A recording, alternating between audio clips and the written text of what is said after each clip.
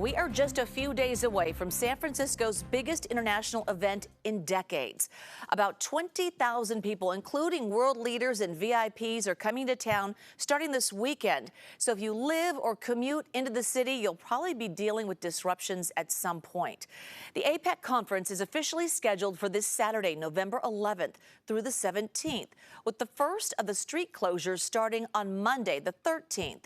Now, heads of state from APEC's 21 member economies, including President Biden and China's president, are expected to be here for this summit. So that means we're talking White House level security in one of the busiest parts of downtown.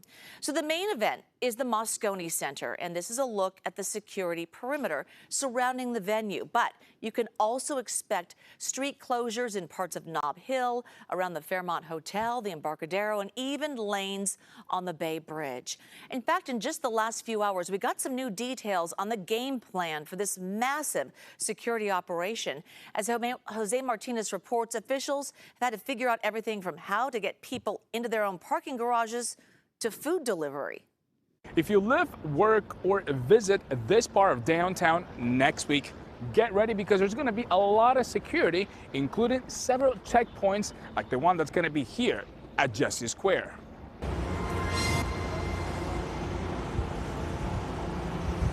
Glenn Cunningham's commute to work is about to change. I myself don't take cars to downtown San Francisco. I ride my motorcycle. He's an architect working at a project in downtown, but with APEC taking over this area next week, this motorcycle might have to take a break because this area is about to get closed. Probably to park close enough that's a short walk. I'll use my GPS to see the traffic pattern. It's all part of a joint operation between the Secret Service and San Francisco Police Department to ensure the security during APEC in some specific areas. The first place to get shut down will be the Fairmont beginning Monday, but the tightest security will be around the Moscone Center beginning Tuesday night. We've worked tirelessly together to come up with a plan that would minimize the impact to the public as a result of the security of this event. It's right in that area where we met with Jeff Harp, a former FBI agent and a security expert. What can we expect in this area? Well, first of all, you're going to expect a much larger crowd than we see here right now. We're inside the sterile area, which will be access controlled, security will control. You know, there'll be one checkpoint to come in and out of. All this area will be sealed off, and they will be monitoring who's coming in and out very closely. And that's exactly why you need to pay attention to this map. All residents will still be able to get into and out of their homes in the green zone. If you have a parking garage, you can go inside after showing your driver's license proving that you live there at one of the checkpoints.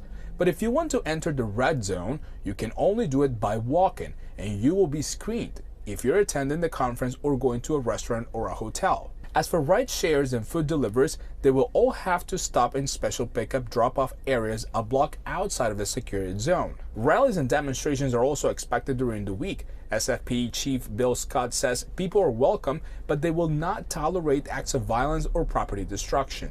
And Glenn tells me he's ready to follow these security measures to help the city take advantage of this opportunity.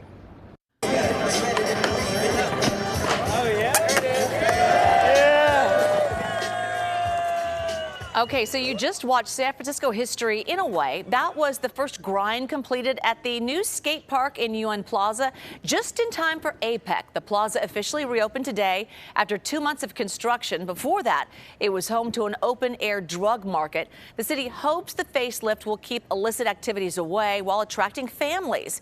Local skaters are literally on board.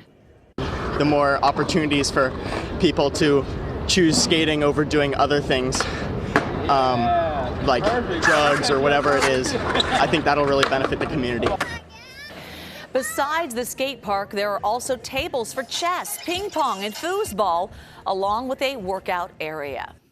And there's more information on our website to help you navigate APEC. There's an interactive map of all the street closures and links to all specifics on traffic and transit disruptions on KPIX.com.